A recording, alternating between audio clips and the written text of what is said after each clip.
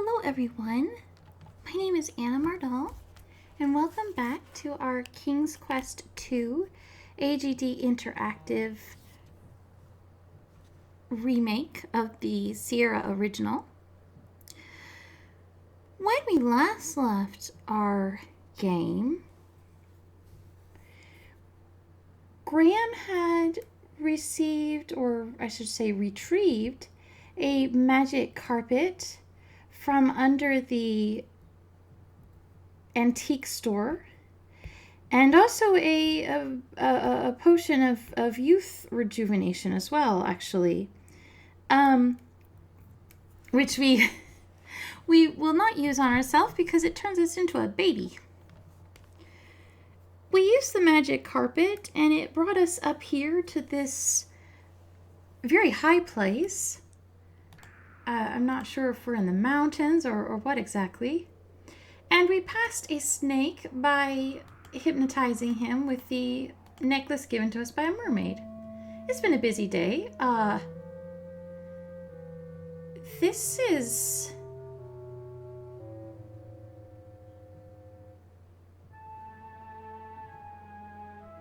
This is someone's home. And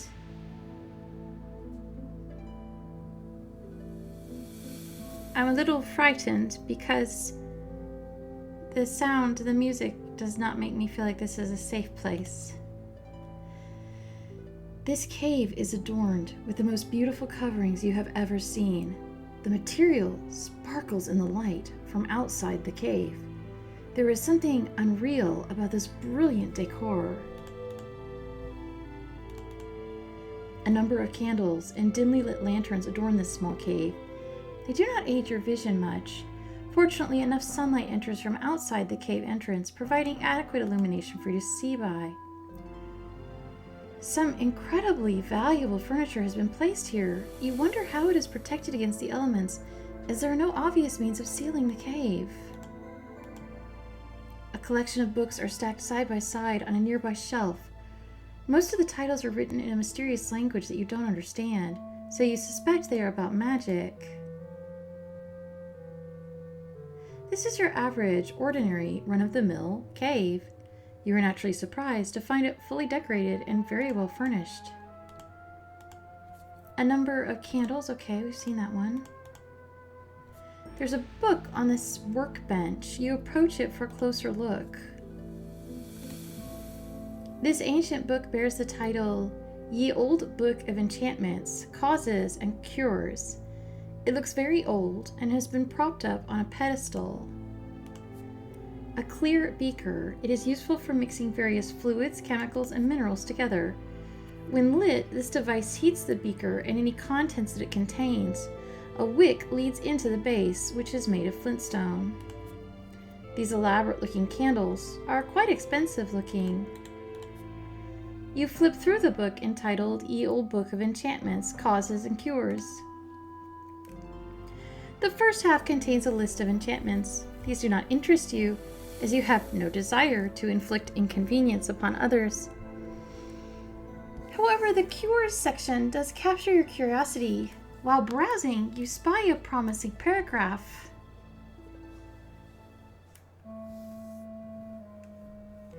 While casting enchantments upon others may provide you with many daily hours of fun, do not ignore the danger that a miscast spell may have upon your own person.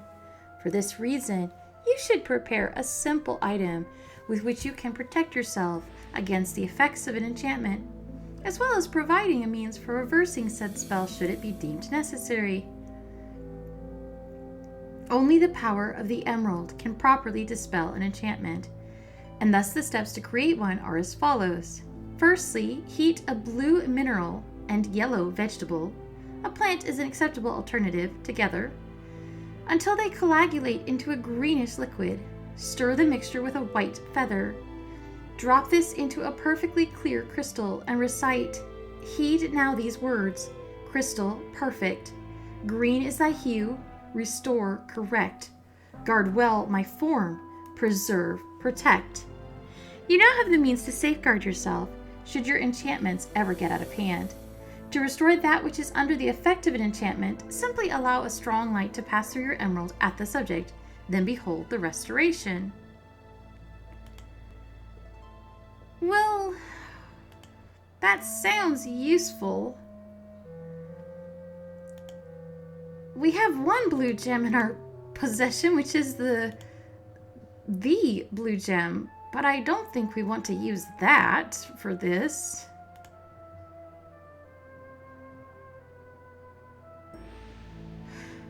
But we do have these earrings that have a large sapphire, and this brooch which has an enormous sapphire. Let's use the brooch. You toss the brooch into the beaker. We don't have a yellow vegetable, but we do have a yellow flower. You toss the sickly yellow flower into the beaker. You cannot cast fire from your fingertips. Maybe we can rub our... You strike the blade of your sword against the flintstone. It sparks and the wick catches alight. You watch, fascinated, as the two unlikely objects melt under the heat of the magical flame. We have a feather, which we will use to stir. You stir the mixture carefully with the white feather. It soon dissolves in the hot liquid. We don't have a crystal, but I remember that when we looked at the sword before, it said there was a clear crystal in the hilt. So let's use our mallet. You managed to dislodge the crystal that had been set within the hilt of this sword almost a millennium ago. You feel a tinge of guilt and wonder what all the past monarchs of Daventry would say if they saw you damaging ancient crown property. You dropped the crystal in and watched, amazed, as the green liquid slowly seeps inside it. Heed now these words. Crystal, perfect. Green is thy hue. Restore, correct. Guard well my form. Preserve, protect. You recite the words correctly, line for line, and sure enough, only a brilliant emerald remains in the glass beaker. You quickly blow out the flame so as not to overheat the emerald and cause damage to it. Picking it up gingerly, you're amazed that the emerald took virtually no time at all to cool.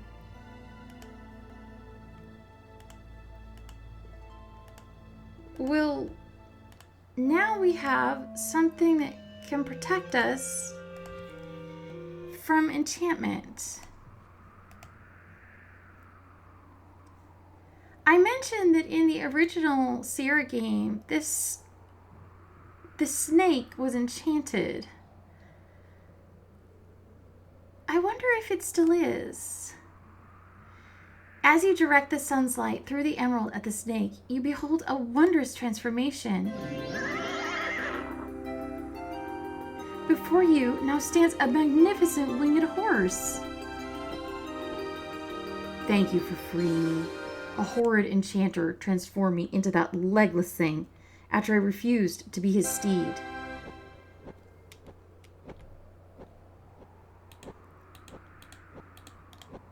That was quite a gamble, to refuse an enchanter. True, but I could not have accepted even if I wanted to. I am a disciple of the cloud, and I can serve no land dweller. Disciple of the cloud? What does that mean? First, tell me of what you seek up here. You take a deep breath and explain about the door of destiny, the gems of nature, and your present quest to locate the growth gem. So, you seek the air gem. Yes, that is right. You know of it? Most certainly. But you will not be able to reach it by any means available to you, or any of your kind. I would gladly take you to it, but alas, the enchanter took and hid from me my bridle. Without it, we could search for 1,000 years, and still never find the cloud spirit. Where did he hide your bridle? I do not know. Perhaps a clue may be found in that blackguard's abode behind me. Good idea. We don't have any other... Actually, I should have asked. There might be more to talk to him about. You need to be standing where the horse can see you. What is the spirit you speak of? The essence of what you seek. It passes through us as we grow, all through our lives, though few are ever aware of it. You will know soon enough when I take you to it. Why do you choose to serve this cloud spirit? It is my destiny, and I must fulfill it, just as you must fulfill yours. I was not aware I had one. All of us have a destiny. Some are predestined, others are determined by choice. I believe yours to be of the latter. Okay, now we can go. I need to get in the habit of remembering to talk to people until we've exhausted all talkie options.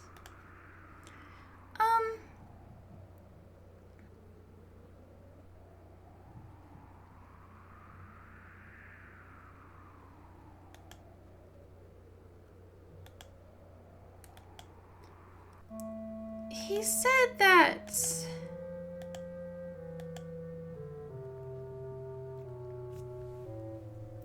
the person who enchanted him was, well, an evil enchanter. Probably could have guessed that from the book about enchanting people. And there has been an evil enchanter who has been bothering us since we started the game.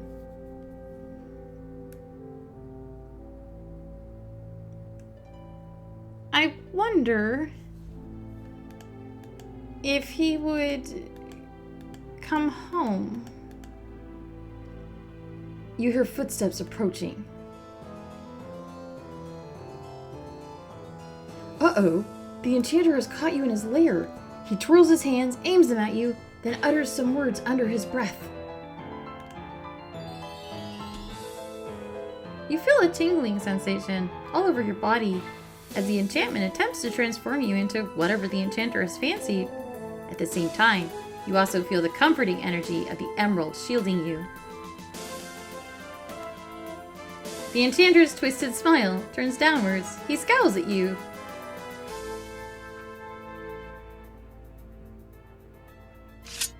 Yes.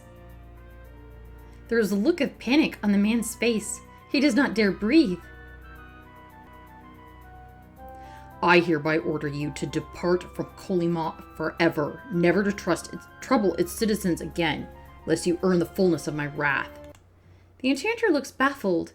You sigh inwardly and try again. Leave. If you come back, then you will get it. Really? He couldn't understand the words we said? Because, I mean, he's got a million books, and one of them is in our language. The enchanter nods frantically, as much as he can without cutting his own neck on your sword edge. He gestures quickly with his hands.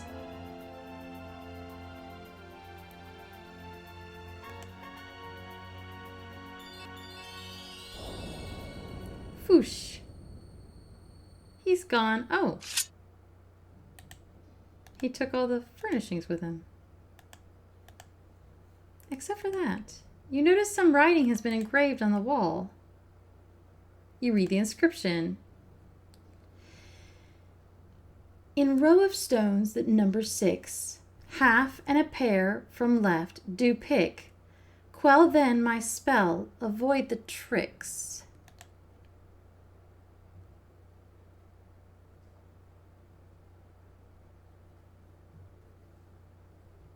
In a row of stones at number 6, half and a pair from left do pick. Quell my spell, avoid the tricks. Well, we need to find a row of stones.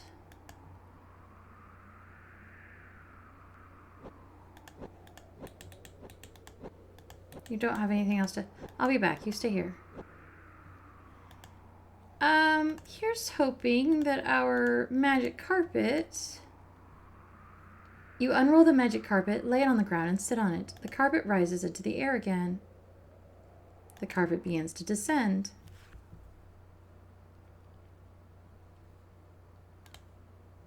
Let's go this way.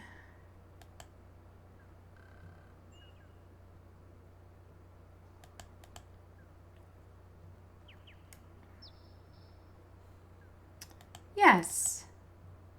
There are 6 stones here. They blend very well into the environment. I wouldn't necessarily... 6 spherical stones lie at the base of a huge rock mound. Well, we certainly know how to dispel his enchantment. It said half... And so, what was it? Half and a pair or something? 1, 2, 3, 4, 5. Let's try the 5th one. That feels right. You bend over and hold the emerald above the stone so the sun's light channels through it. Incredible! The rock is transformed into a silver-studded bridle. You take the bridle. Can we return from this screen? There's not enough room to use the carpet here. What about here? There we go.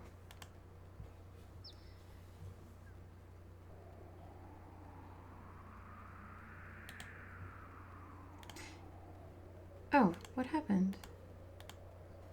That'll teach me to skip through screens by accident. I am chastened.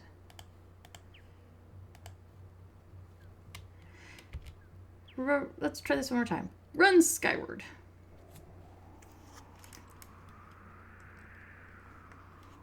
As you reach down to get the carpet, it vanishes into thin air without so much as a puff of smoke. Well, we're not getting back down that way then. But we have a friend now. You slip the bridle over the horse's head. It whinnies its approval. Come, climb upon my back.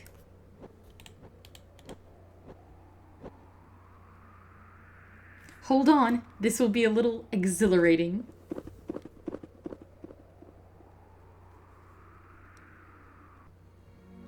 The disciple of the cloud gracefully soars high into the sky. You grip the reins tightly and hold on for dear life as he swoops and dips between the clouds. After a time, he draws near to a thick patch of luminous mist. As you pass through it, the horse sets itself down, seemingly on top of a cloud. It is all right. You can dismount now. Believing you have finally lost all sense of reason, you dismount and prepare for a very long drop. Come on, Graham, you've already been on clouds once before, and find yourself standing on a cloud. How is it possible that I can stand upon thin air?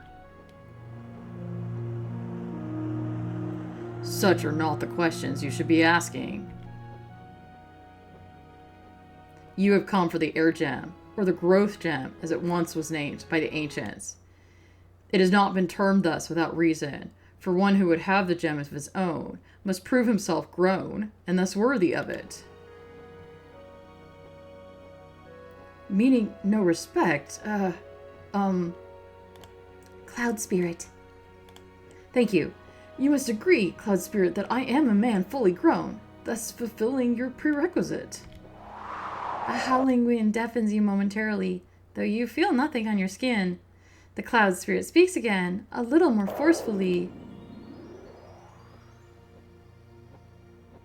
It is not enough that you have grown in body. That much is evident. It must be proven that you have also grown in both mind and soul. So on these shall you be tested.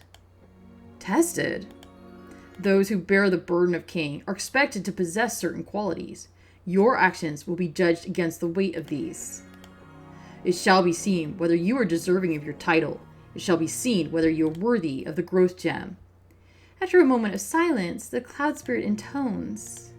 Behold your first test.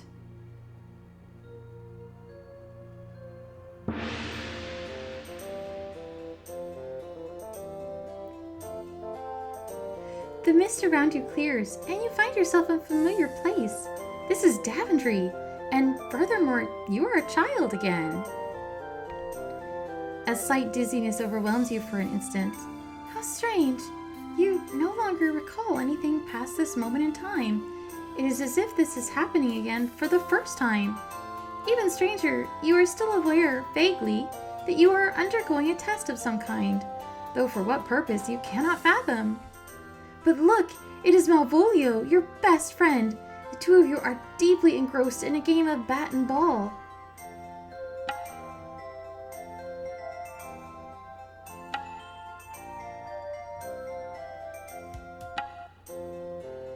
Whoop! Ouch!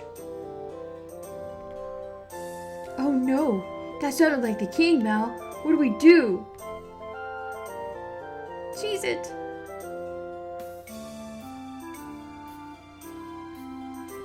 You there. Yes? Yes?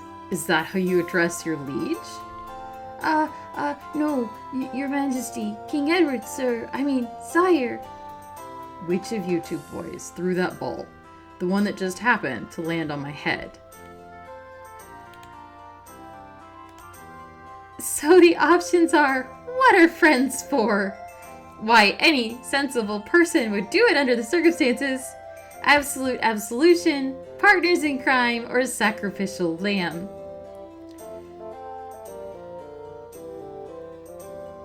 I think sacrificial lamb means taking responsibility. You summon all your courage and speak up. Your Majesty, if you please, it was I who hit the ball over the castle wall. It was my fault completely. Please do not punish my friend. The king eyes you carefully. You wonder if you are now in serious trouble. I would not punish mine for something so trivial. However, I will see you play your game elsewhere, away from here. Yes, sire. One more thing, my young friend. You have demonstrated good character today by taking the blame for your friend. The finest knights in this realm demonstrate their compassion by protecting others, even if that should mean putting themselves at risk. I find that to be a rare quality in the many I meet. When you have grown up, I hope to see you again, perhaps in my service. Thank you, Your Majesty.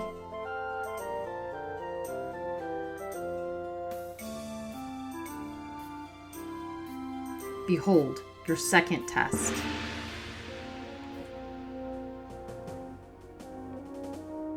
You feel yourself growing older, more so than before the test began. Again, dizziness overcomes you.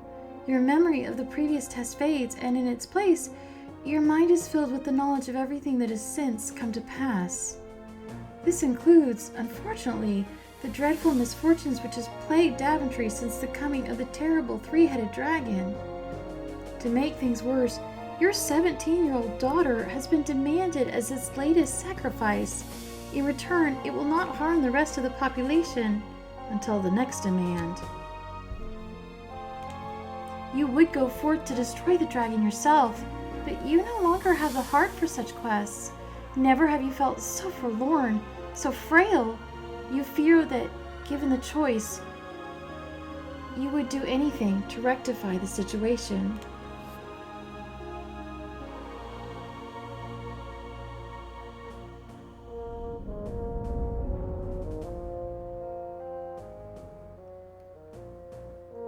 A charming view. No wonder you come here so often. You! I will see you hanged for this intrusion. Guards! Guards! Calling them will do you no good, for even if they come, they will find their king speaking only to the air he breathes. A pox on thee! Who are you? My name, my true name, has been heard by none for nigh on a millennium. It is enough that you know me as the Father. Then say what you have come to say and be gone. You never were one for small talk. You cursed my family. As a result, that dragon is now loose upon the land, and one of my children was kidnapped. Now that is not quite the truth. Do you deny your involvement? Not at all. It is just that you have omitted so much. Speak and be gone. Very well. I want your crown. You cannot believe what you have just heard. This vile creature has caused untold misery throughout your land for nearly 18 years and has now infiltrated your castle just to ask that you hand over your authority to him? Of all the outrageous... Is that what this is all about? You want to rule Daventry. What would I want with a puny little kingdom, when in a few short years I will have more power than Legitimor himself? No, I want only the thing you wear atop your head, your crown. It is an essential part of my plan.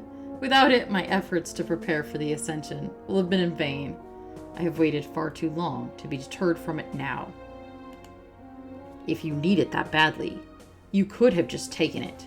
You had plenty of opportunities. Are you completely ignorant of the legends of your predecessors? None can possess the crown of the first king unless it's given. If you think for one moment that I would... Before you speak further, consider this. In exchange for what I ask, I shall lift my curse and all that it entails from you and your blighted land. You shall have both it and your family restored in full. Minus your title, naturally. Your mind reels at these words. For almost 2 decades, a countless number of innocent people have suffered under the afflictions Daventry has had to endure. So many more people would continue to suffer indefinitely, notwithstanding the pain you feel over your own family's misfortune. With a simple statement, you could put an end to it all. Your kingdom lies below. Once a marvel to all who beheld it, there is now very little to speak of. Evidence of devastation and disrepair stretches with nauseating abundance in all directions. This shrouded figure standing before you is the man responsible for all of Daventry's present troubles. So the options are unconditional acceptance, provisional acceptance, severing the lifeline, pride comes before a fall, or pride comes before all else, and final act of defiance. I don't know what these choices mean. I guess I should have saved and seen them all. But we'll go with severing the lifeline. To give you my crown would signify a change of leadership. So says the law of this land. It also says that the crown is to be worn only by those with the highest regard and intent for Daventry. So to give it to such a vile being as you would betray the honor and memory of all the past kings who have worn it. No, I will not do it. Not even for the sake of your family? There are some principles for which even one's family must be sacrificed. The man appraises you as a scientist would a unique specimen. What an intriguing set of morals you have, King Graham. I almost look forward to the time when you will put aside your obligations here and seek me out. I have foreseen that we shall meet again.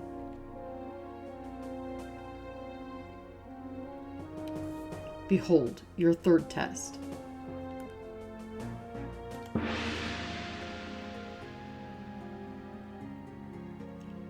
Once again, you feel yourself age. You are many years older now, though still, thankfully, King of Daventry. As before, the knowledge of the previous test ebbs from your mind. This time, however, it is filled with a greater knowledge of all that has come to pass thus far. Many years have passed.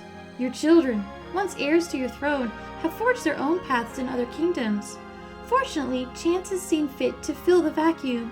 Following the restoration of the Mask of Eternity, Daventry now has a new champion. How do you feel?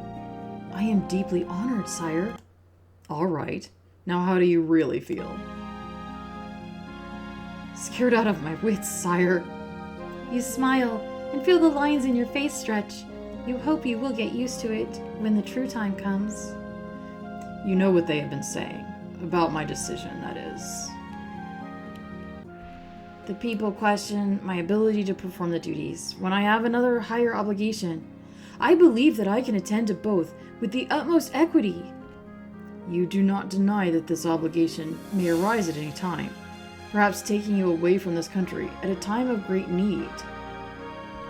Of course not, sire, but I will deal with that troll, as they say, when I cross that bridge. And there is the matter of you not being of royal birth. That does not sit comfortably with some of the nobles. The qualities of truth, light, and order can shine from even the most impoverished of souls. Nobility is defined through one's actions, not one's lineage, Your Majesty.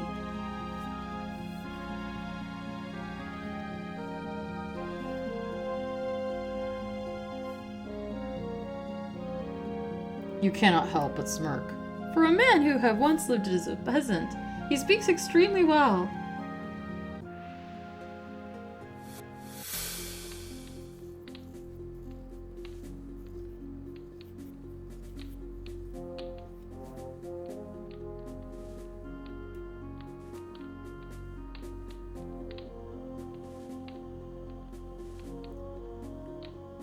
So the options are to not knight him, or the madness of King Graham. I assume we should knight him. I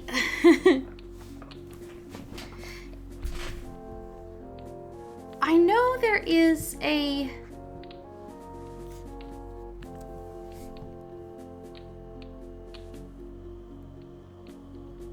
There's some King's Quest games that I haven't played.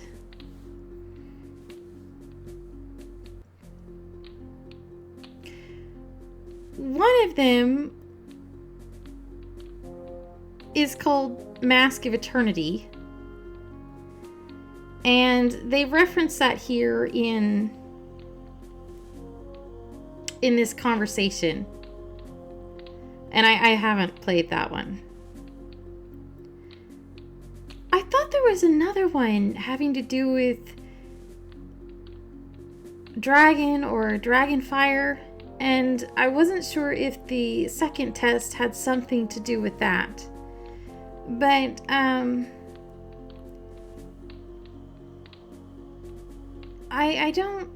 not sure. There is a very, no, actually, Dragonfire was the Quest for Glory game I didn't play. There's a lot of the King's Quest canon that I actually don't know. So I'm not sure if the scenes that we saw are referencing actual canon or like AGD fanon type canon. But anyway, regardless, yes, we will knight him and he will kneel. Your sword.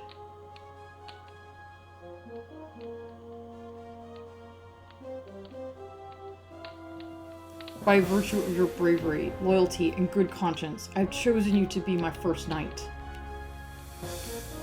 Thus, you are my successor and heir to this throne. So we had chosen to make him our heir. Arise, Sir Connor of Daventry.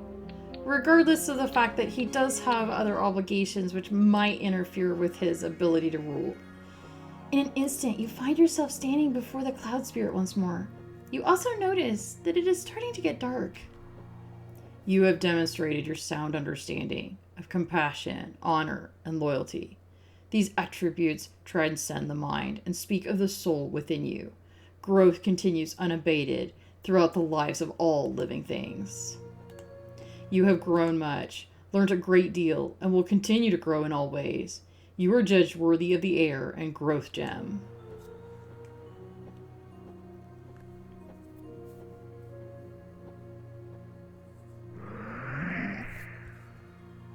So let's just take that then. You take the growth gem.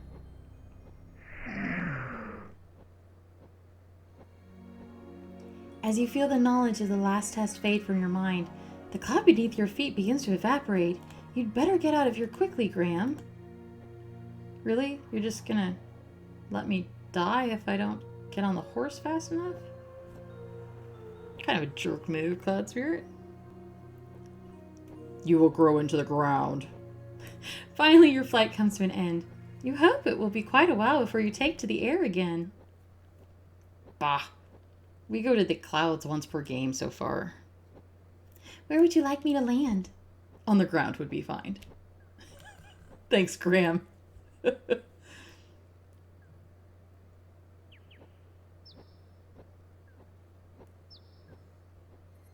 Take this sugar cube. It will protect against the poisonous growth of this land. Fare thee well.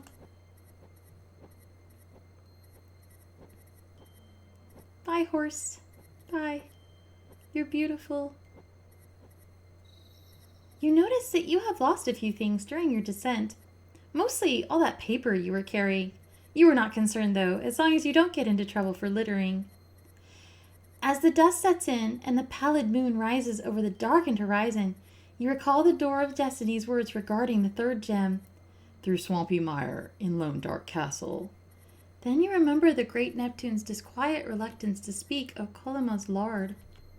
You sense a growing unease that this final gem may not be the easiest to acquire.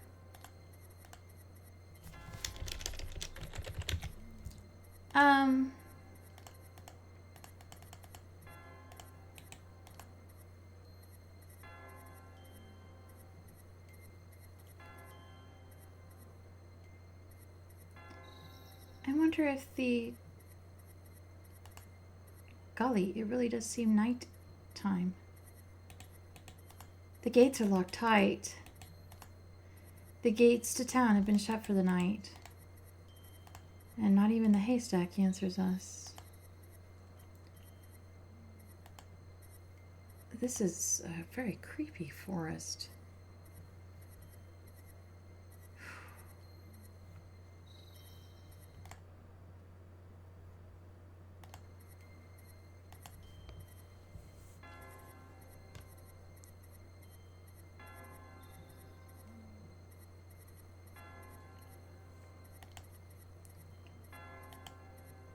I hear... Okay, it wasn't my imagination. The church bell is tolling. Trees seemingly form a wall here, barring your passage to the north. I saw eyes, I'm not mistaken.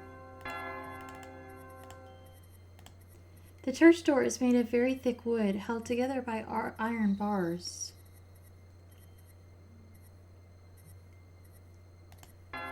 The church, as we saw in the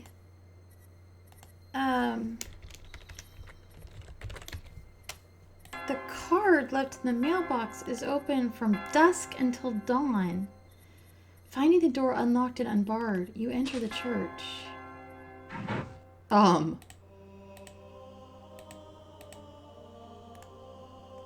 The Church of Colima is where its citizens come to pray, confess their sins, and offer penance, usually in the form of a coin.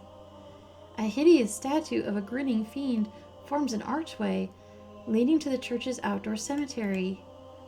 This monk is dressed in a simple ankle-length robe. A belt of thick leather is tied around his waist. He wears worn sandals. Candles burn solemnly in the dead of night. You notice a Bible at the end of the pew, and the symbol of faith displayed prominently in the church. You look over the Bible, which appears to be many decades old. You open it and find that an otherwise blank page at the front has been written on. It is dated over 20 years ago. To all those who have heard the word, we are the chosen few, blessed by the spirits of the wild, destined for greatness, concealed by the cloth. There is but one challenge we must overcome before our future can be set in stone. The simple people of Colima cling still to the memory of their former ruler.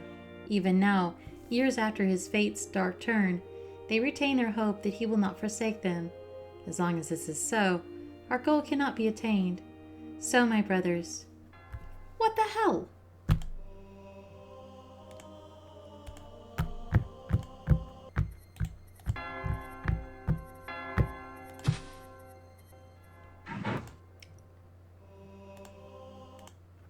So, my brothers, it is our duty to see the land cleansed of its blight. Do not fear our enemy. Our faith, purpose, and power will guide us to the future we were promised. A path has been found to him, O brothers.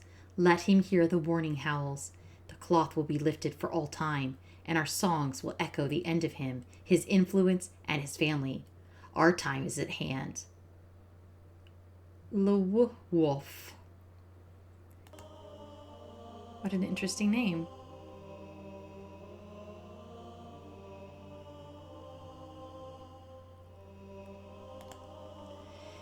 You return the Bible to where you found it. You also notice that a page from the Bible has fallen onto the floor. You pick up the fallen page and read it. The words appear to have been written recently. Shine white early, newborn sun, when sadly we'd nearly won. That seems to be a riddle of some kind. The monk is deep in prayer and does not respond. Feeling humbled, you kneel to pray. You rise again after a few moments. The monk stirs, stands, and turns to face you. Father, I go now to a place of darkness. While I am stout of heart, the path laid down before me is unclear. I seek only the knowledge that my passage be illuminated by heavenly favor, and a prayer that I may make it through. The monk gives you a reassuring smile and pats you on the shoulder. He then lifts a silver cross from around his neck and places it in your hands. Thank you. You are welcome, my child. You can talk? Of course. I thought monks were forbidden from speaking. Not all churches follow the same rules, and this church is quite unique. Really? How so? The monk just smiles placidly at you. There's a collection box here. Can we talk to him? About this crucifix. I believe you will find the cross to be of immense value. It has come to us at a huge price. It was expensive? I mean that it has cost us more than any value to be in possession of it. Okay. If I may ask, why is it that you only open the church at dusk? We find the late hours more favorable. Surely then you would not have many in your congregation. Yes, that is true. What do you know of the Count? Only that he is a heathen, A blasphemer. You serve God well by going there, my child. Bless you. The monk smiles at you, turns back to the altar, kneels, and resumes his prayers. Well,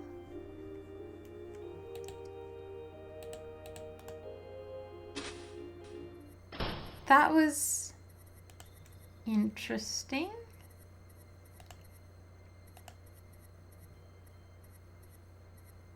Without warning, a pair of wolves dart out of the dark forest and dash towards you.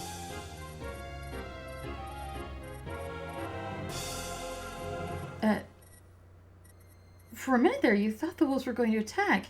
Curious as to why they didn't, you decide to follow them. You notice the monk standing alone outside the church. Then you notice the two wolves approaching him. You are about to yell a warning to the monk, but the words die in your throat as the man steps forward and pats the wolves' heads. No, my brothers, we must not hurt him. Not yet. He will go to the heathen's abode. He will do what needs to be done. What if he does not? Then, my brothers, we will complete the task before us, the one we began many years ago.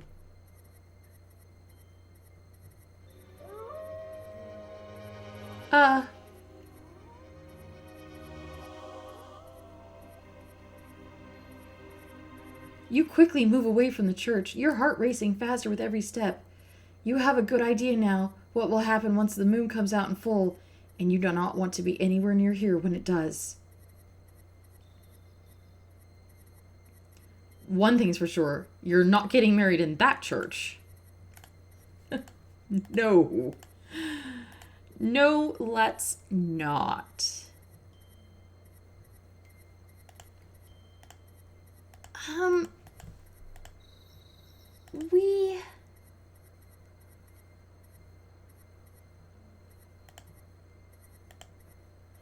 There was one place that we have not interacted with yet.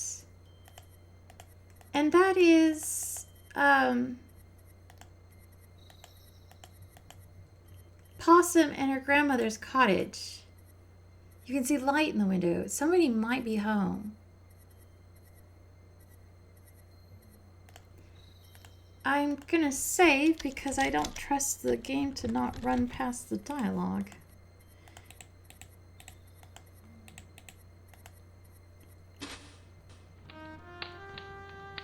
Oh, sir, have you seen my little granddaughter? She ventured to the town to buy food for me, but has not yet returned. I fear she may be in peril. The forest is not safe at night. I guess we're not going to say things to her. Well, she won't be at the beach because she knows you hear the sound of a child sobbing nearby.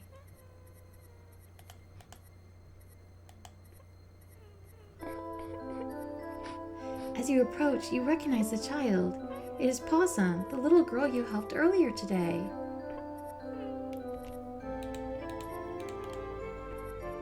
Are you all right? What happened? I went into town to buy some chicken soup for my grandma. I always try to reach home before dark, but this evening I lost my way and was attacked. A wolf attacked you? No, not by a wolf, a dwarf. For a moment, you're not sure you heard that correctly. A dwarf, did you say? Mm-hmm. He jumped out at me, took my food, and then ran away. Listen, I'm going to find this dwarf that you say stole your food. You get back to your grandma, understand? Possum nods, says a soft thank you, and heads back home. Well, I have a feeling I know where he lives, since his trap nearly killed us earlier.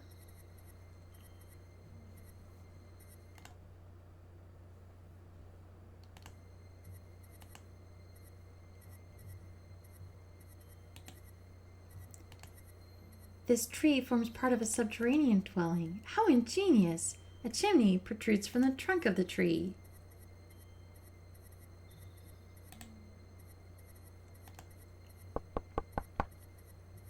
You rap on the treehouse door and wait a moment, but get no response.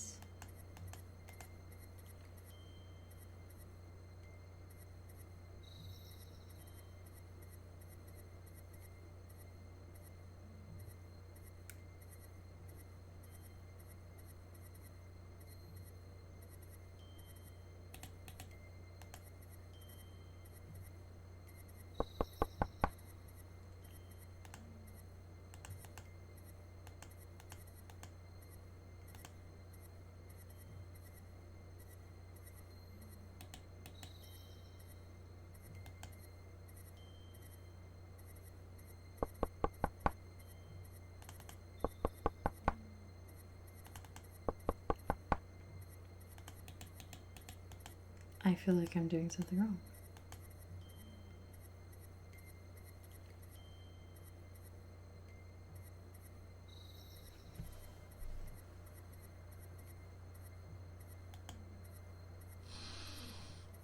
There we go. You watch as a little man runs out of the door, which has been built into the tree. You surmise that you have found the culprit's home. The vague aroma of chicken soup confirms it. That fiend!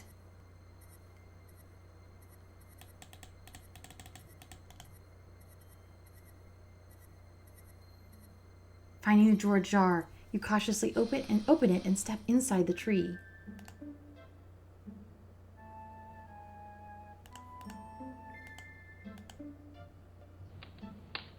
All right.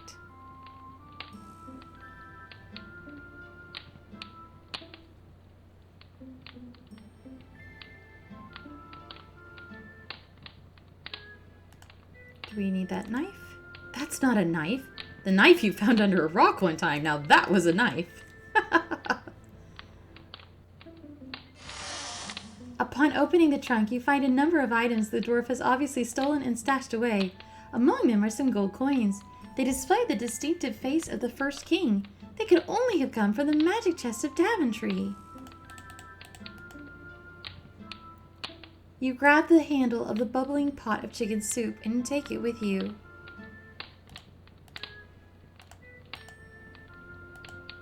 Alright, let's leave. Leave, leave, leave. The door's already open, just walk through it. I did not see what it said, but I assume it was something about the door closing. And I'm not going back to find out. That was scary. He threw a knife into her chest that one time.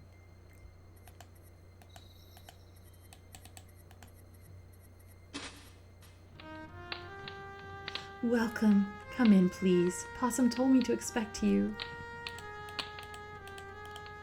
This is the home of Possum's grandma. It is comfortably furnished. Frilly curtains cover the windows. Flowers are in the vases. The elderly woman is lying on a wooden bed in a cloud of pillows and coverlets. The painting on the wall looks like an artist's depiction of Colima landscape. You wonder who painted this. This is the portrait of a young man. He looks somewhat familiar. The little girl is fast asleep. Let's warm the soup up. You place the cold chicken soup over the crackling fire once more. After it heats up to eating temperature, you remove it again. You offer the soup to Possum's grandma, introduce yourself, and wait courteously while the frail elderly woman eats the nourishing meal. When she has finished, she sets the empty bowl down elsewhere and turns her attention toward you. If you would like to speak with me for a while, I would welcome your company. A person should never turn away a visitor, especially when she reaches the twilight of her life. You can't help but feel a sense of finality in the old woman's words. You must have something in return for your kindness. You did not need to risk your safety for an old, worn-out woman like myself.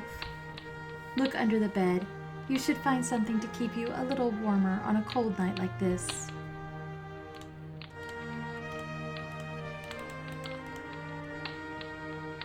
You peer under the bed and find a thick, black robe. Lying atop it is a beautiful, ruby-encrusted ring. You pick both up with reverence. I could not possibly take these fine things from you. Oh, please, I want you to have them. Nights in Colima are cold, believe me. As for the ring, well, perhaps it is better that I do not have it to remind me. As you wish.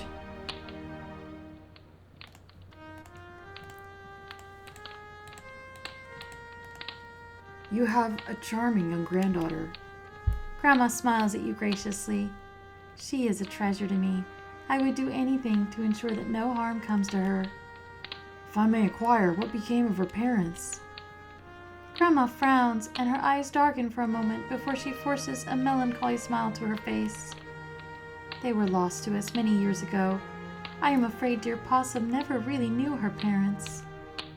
It must have been a daunting task, raising a child by yourself, especially At my age, I am certainly not as young as I used to be, and there is no shame in that.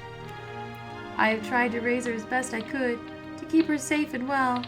However, I fear that as of late the reverse has become truer.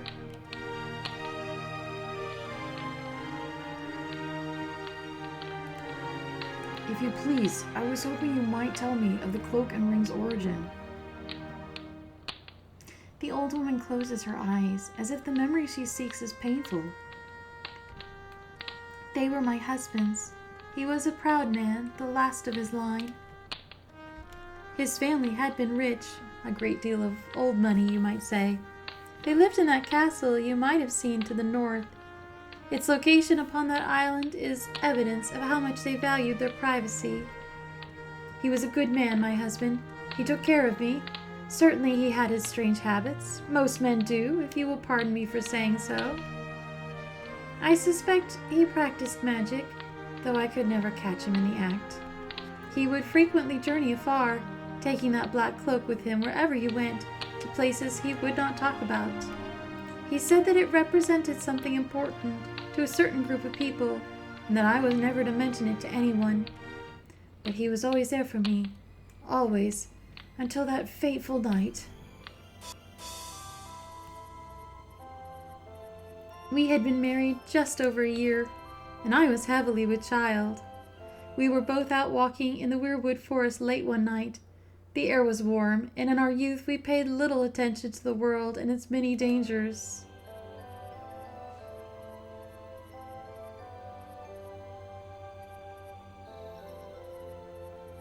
Besides, there was a full moon. We could see clearly enough. A shadow passed over us. We looked up, thinking it might have been a stray cloud. It was not. Descending upon us like a demon was the largest, most hideous bat I have ever seen. Its fangs were barred, and it dove straight for me. I must have screamed. My husband flung himself in front of me to protect me. He swung his arms about frantically in hopes of warding the horrid thing away.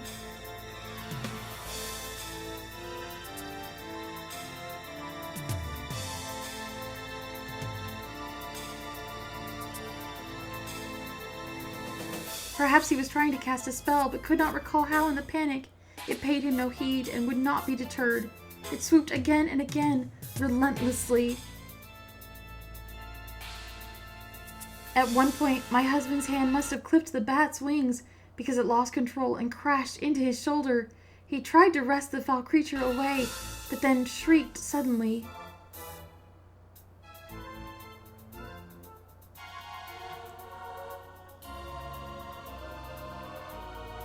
The horrid thing had bitten him.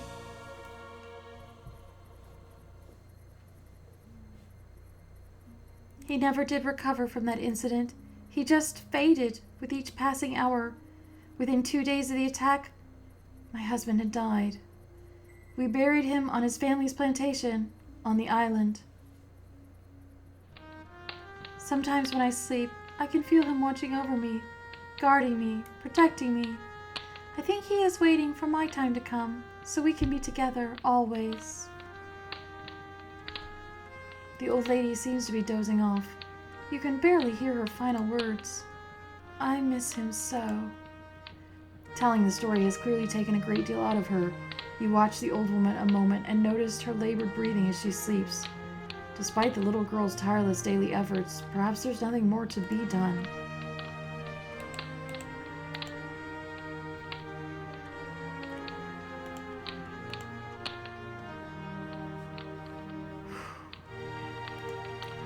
So that's interesting to me because,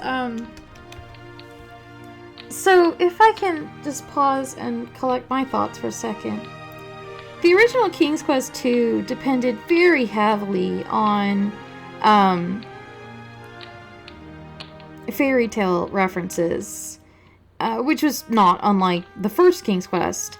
You had the beanstalk and the beans and Rumpelstiltskin, and if you didn't know what those things were, then you would have no chance of winning the game, because if you just plucked somebody from, somewhere and sat them in front of a computer and had them play King's Quest 1, they wouldn't know who Rumpelstiltskin is. His name does not occur in the game. There is nowhere you can go in the game to learn the name Rumpelstiltskin. If you didn't bring that knowledge with you when you sat down to play the game, then you don't have it. So King's Quest 2 kind of did much the same thing, and there's a little Red Riding Hood and her grandmother, and if you go into the cottage at the wrong time, then it's not the grandmother, it's the wolf, and the wolf will eat you. But if you go in the cottage at the right time, then it's the grandmother, and you give her soup, and she tells you to pull out a cloak and a ring from under her bed. As far as I know, those items are never explained why Red Riding Hood's grandmother has them. That's just where you get them. And you need them later to infiltrate, in that game, to infiltrate Dracula's castle. Which again, if you don't know who Dracula is, then that game's not going to help you. It's not going to tell you. And you just, I guess, aren't supposed to question why Little Red Riding Hood's grandmother would have would have a cloak and a ring that lets you impersonate Dracula. It's not his cloak and ring, I guess, but it's one that looks close enough to his to count. The makers of this remake have put a lot of thought into why this grandmother would have those items, and have linked her story with the story of the local mysterious count. She was his wife, and he died protecting her from a vampire bat, and it would seem, based on all the hints that have been being dropped by villagers and the werewolf monks, it would seem that he is a vampire now. So, that's really kind of tragic that this family has suffered so much, the loss of her husband and their separation. We are almost at the hour mark for this video, but I'm gonna walk outside. Meanwhile,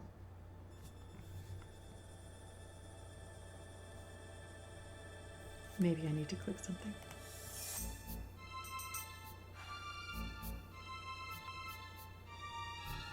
Sister Agatha, my dear, tell me you have good news. The king has arrived in Colima, father. That is not what I meant. Yes, well, he appears to be quite resourceful. It seems his reputation was not totally exaggerated. He's still alive? For now, but that will change soon, I think. The king has discovered that one of the gems he seeks is in the possession of a colleague of ours. Do you remember Kaldar? Yes. Is he still trustworthy? Totally. Still sharp, and there's no questioning his loyalty. My humblest apologies, father, but would it not have been simpler for you to have dealt with Graham personally? Fool! Imagine the ensuing chaos were Daventry's king murdered in his own land. How then would I be able to search for the item?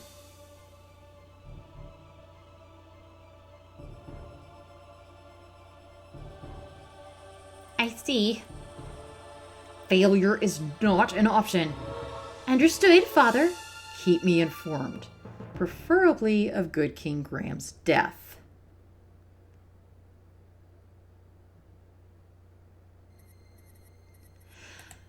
Well, that was interesting. I'm a little disappointed that the game took away the... Actually, no. We will save a new one.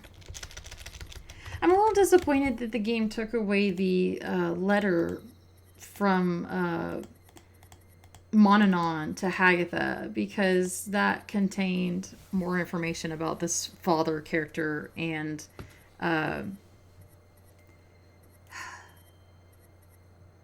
so there is an order of people who wear black cloaks.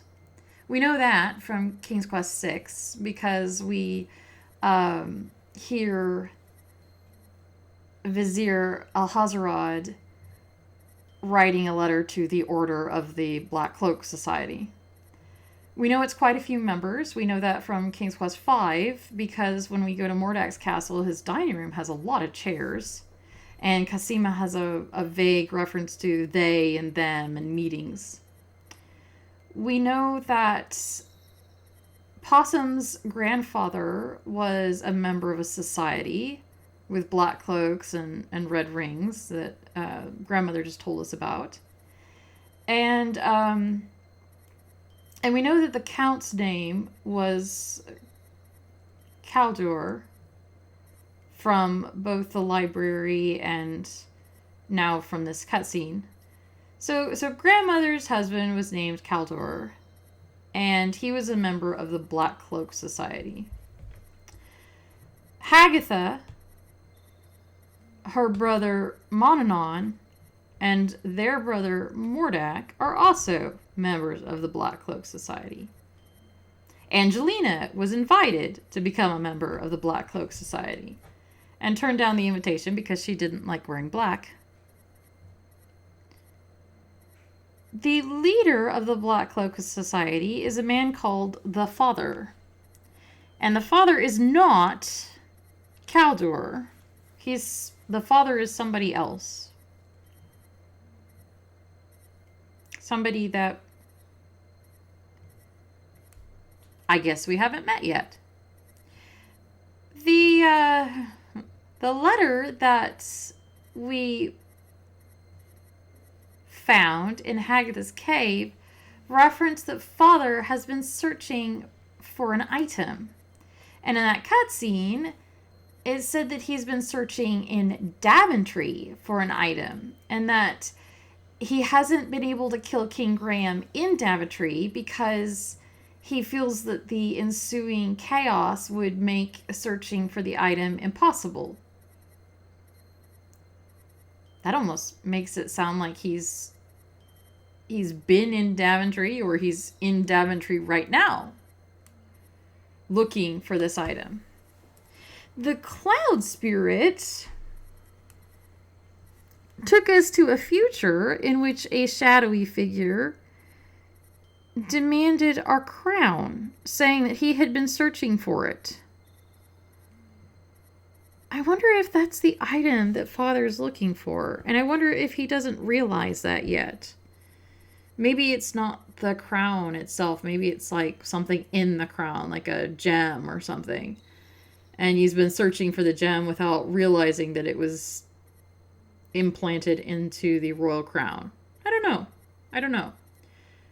Because you wouldn't think he'd be searching Daventry high and low and not know where the item is if he already knew now that the item is the crown.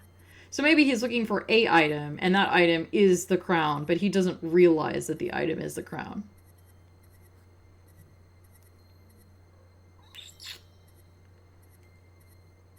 So that's some stuff that's going on. How much of that is King's Quest canon? I can't tell you off the top of my head. I know that Hagatha and Monanon and Mordak are all King's Quest canon. And obviously the Society of the Black Cloaks as King's Quest canon, because that was mentioned in King's Quest 6. But as for Father and his search for an item, I would assume that's canon because it seems to be referencing something that I'm not familiar with. But if it is, then I guess it would have had to come out in King's Quest 8? Maybe I need to get a copy of that.